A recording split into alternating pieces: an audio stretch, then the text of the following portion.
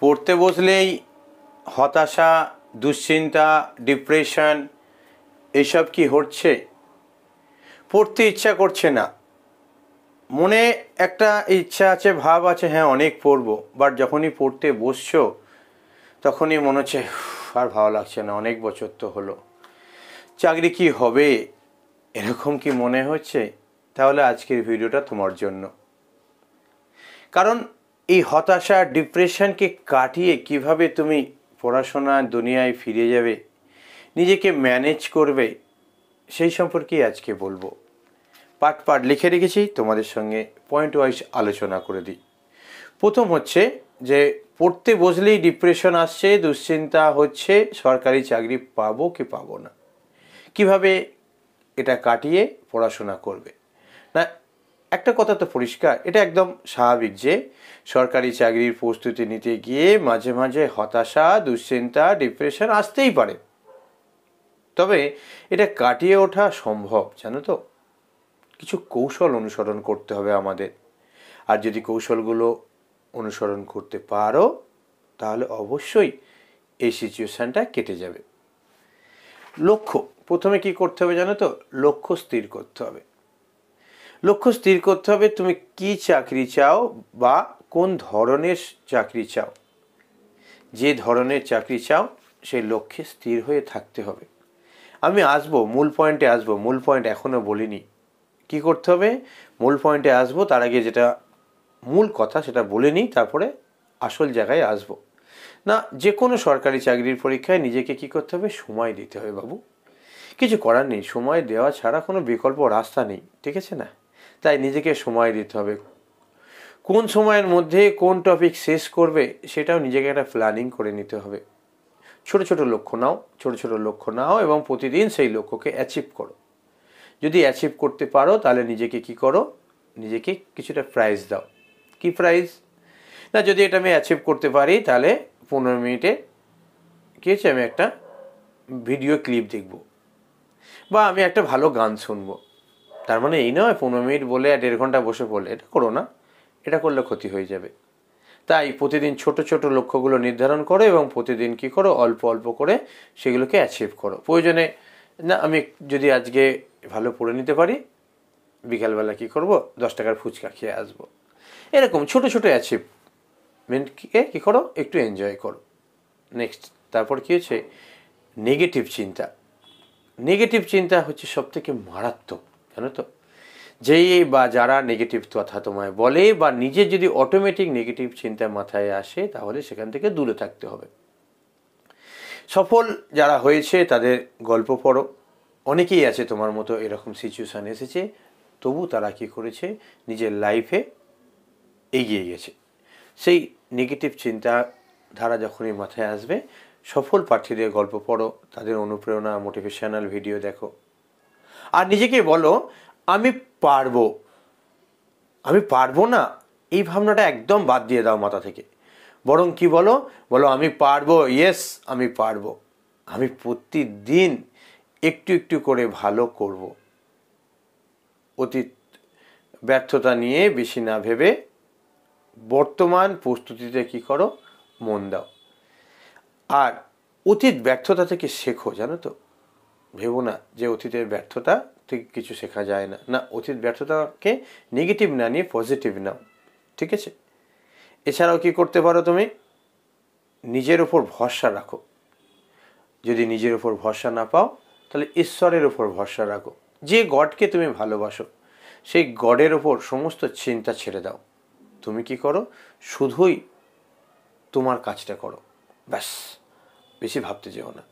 নিজের ওপর বিশ্বাস রাখো, না হলে গডের ওপর রাখো। যদি ধারাবাহিকভাবে পড়াশোনা করো অবশ্যই সাফল্য আসবে।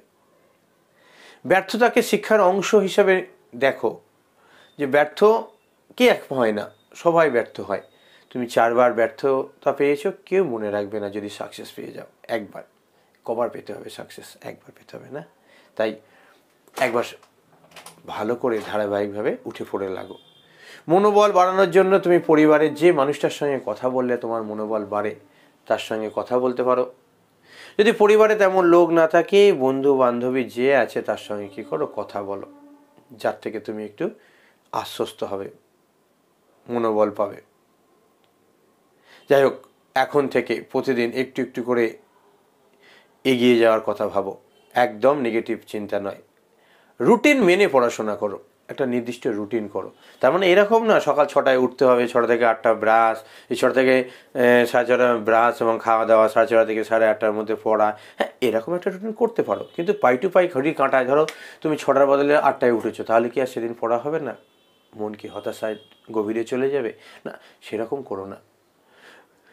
চেষ্টা করো তুমি 6টায় উঠতে, 6টা থেকে 6:30টার মধ্যে পড়তে বসে যেতে, এবং 2 ঘন্টা সময় না, 2 ঘন্টা সময়ের মধ্যে এই বিষয়টা পড়বো। আমি একটা রুটিন করে দেবো, যদি তোমরা কমেন্টে জানাও তাহলে একটা রুটিন করে দেবো, ঠিক আছে? যাই হোক, রুটিন মেনে পড়াশোনা করো, দৈনন্দিন একটা নির্দিষ্ট সময় পড়তে বসো। ধরো তুমি 1 ঘন্টা পড়লে, তারপর কি করো, 5 থেকে 10 মিনিট একটা ব্রেক নাও। ব্রেক নেওয়াটা খুব জরুরি। বা হয়তো দেখো তুমি একটা টপিক পড়লে, সেই টপিকটা বা একটা সাব টপিক পড়লে, সেই সাব টপিকটা পড়ার পর একটু 5 থেকে 7 মিনিটের গ্যাপ নাও। 2-3 মিনিটের গ্যাপ নেওয়াও যায়। একটু বাইরে ঘুরে এলে, বাথরুম ফাথরুম করে এলে, মুখে হাতে জল দিলে, প্রয়োজনে 2টো বিস্কুট খেলে, একটু চানাচুর খেলে, বা 2টো বাদাম খেলে, বা 2টো খেজুর খেলে। চানাচুর বা বাদাম বেশি না খাওয়াই ভালো, শরীরটা অসুস্থ হতে পারে অনেক সময়।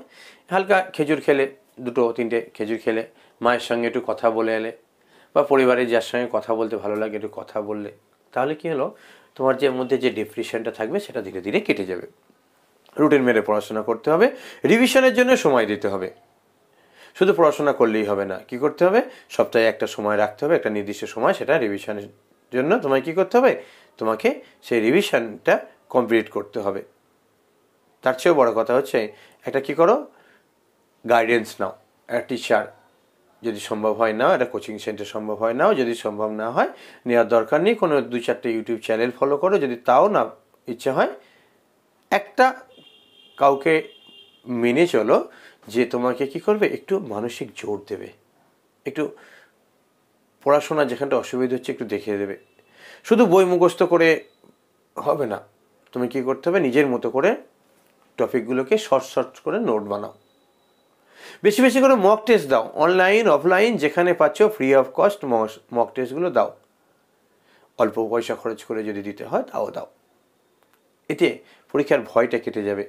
গুরুত্বপূর্ণ প্রশ্ন, গুরুত্বপূর্ণ টপিক, সেই টপিকের উপর কী করো, ইউটিউবে প্রচুর ভিডিও আছে, দেখে নাও। যদিও বড় বড় চ্যানেলগুলো কি করছে, একটু করে দিচ্ছে ফিয়ে, তারপরেই বলছে আমাদের কোর্স কেনো। এবার কোর্স কিনলে কারটা কিনবে মনে হবে, বাবা এই চ্যানেলে বলছে আমার কেন, ও বলছে আমার কেন, ও বলছে আমার কেন, কারটা কিনবে? ঠিক আছে, তুমি টপিকগুলোকে কী করো, নিজের মতো করে পরিষ্কার করো, করে তুমি কী করো, সেই টপিকগুলোর উপর বিভিন্ন ভালো ভালো চ্যানেল আছে, তার মধ্যে 1টা বা 2টো দেখে নাও, দেখে নিয়ে টপিকটা ক্লিয়ার করে নিজের মতো শর্ট নোট তৈরি করো। জানো তো, বেশি ভাবনা চিন্তা করো না যে চাকরি হবে কি না হবে, ভাবনা চিন্তা করো সিলেবাসটা কত তাড়াতাড়ি রেডি করতে পারবো।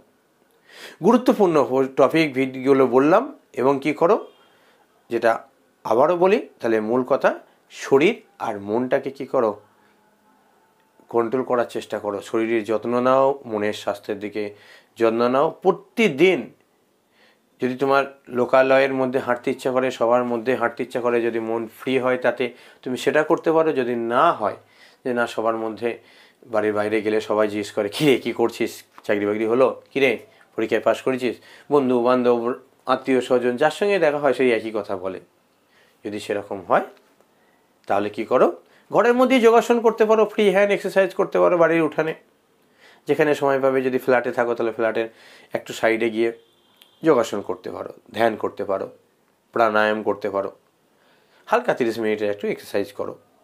এবং ভাবো, অতীত ব্যর্থতা কি হয়, অতীত ব্যর্থতা তোমারকে এগিয়ে যেতে সাহায্য করবে। নেগেটিভ চিন্তা ছেড়ে দাও, ব্যর্থতাকে শিক্ষার অঙ্গ হিসেবে ধরো। পরীক্ষা দিলে তো ফেল করতেই পারা যায়, ফেল করতেই পারো। একটা পরীক্ষায় পাস না করলে তার জীবন শেষ হয়ে গেছে, 2টো পরীক্ষা 3টে পরীক্ষায় পাস না করলে তার জীবন শেষ হয়ে গেছে, এমনটা নয়। অনেকে আছে অনেকবার অ্যাটেম্প দিয়ে কী হয়েছে, একটা পেয়ে গেছে। প্রয়োজনে কি করো, তুমি যে র্যাঙ্কে চাকরির কথা ভাবছো, একবারে হয়তো ভাবছিলে যে গ্র্যাজুয়েট স্কেলে পাবে, একটা ধাপ কমিয়ে নাও। এইচএস স্কেলের যদি মনে হয় যে তোমার সিলেবাসটা রেডি হয়ে গেছে, তাহলে 2-4টে ফর্ম ফিল আপ এইচএস স্কেলেও করো। প্রয়োজনে আরেকটু ধাপ কমিয়ে মাধ্যমিক স্কেলেও করতে পারো। একটা জব পেয়ে গেলে আবার চেঞ্জ করে নেবে, ঠিক আছে? ডিপ্রেশন নয়। ডিপ্রেশন যা আসে তা কোথা থেকে আসে? ভুল করে আসে। ডিপ্রেশন মানুষের কোনো উপকার করে না। তাই সবসময় নিজেকে বলতে হবে না, পারবো না বলা যাবে না, বলতে হবে ইয়েস, আমি পারবো। ঈশ্বরের উপর ভরসা রাখো, শরীর সুস্থ রাখো, লক্ষ্য স্থির রাখো, ধীরে ধীরে পড়াশোনা করো, মক টেস্ট দাও। আর যে মানুষগুলো তোমাকে একটু সতেজ করে, প্রয়োজনে তুমি আমার সঙ্গেও কথা বলতে পারো, আমার চ্যানেলে ভিডিও দেখতে পারো, কিংবা অনেক বড় বড় মানুষ আছে তাদের চ্যানেলও দেখতে পারো। আশা করছি কিছুটা হলেও তোমাকে রিলিফ দিতে পারলাম। সর্বোপরি নিজেকে ঈশ্বরের ওপর বা যাকে তুমি বিশ্বাস করো তার ওপর তুমি কি করো? ছেড়ে দাও। সমস্ত ভাবনা চিন্তা গডের ওপর ছেড়ে দাও, বা আমার আশীর্বাদ নাও, পড়াশোনা শুরু করো। নিজেকে সুস্থ রাখলে দেখবে এই ডিপ্রেশন বেশি দিন তোমাকে গ্রাস করতে পারবে না। তুমি সাকসেস হবে হবে হবে, মিলিয়ে নিও। আর যেদিন সাকসেস হবে সেদিন মনে পড়বে এই স্যারটার নাম কি না, আমি তোমাদের সুব্রত স্যার। আমি বলছি তুমি সাকসেস পাবে পাবে পাবে। একটু ধৈর্য ধরো, অনুশীলনটা করে যাও। ধৈর্য ধরে অনুশীলন করলে তোমায় কেউ আটকাতে পারবে না। কঠোর পরিশ্রম, সঠিক প্ল্যানিং, আর কি না ধৈর্য, ধারাবাহিকতা বজায় রাখো, সাকসেস অবশ্যই তোমার আসবে। ভালো থেকো।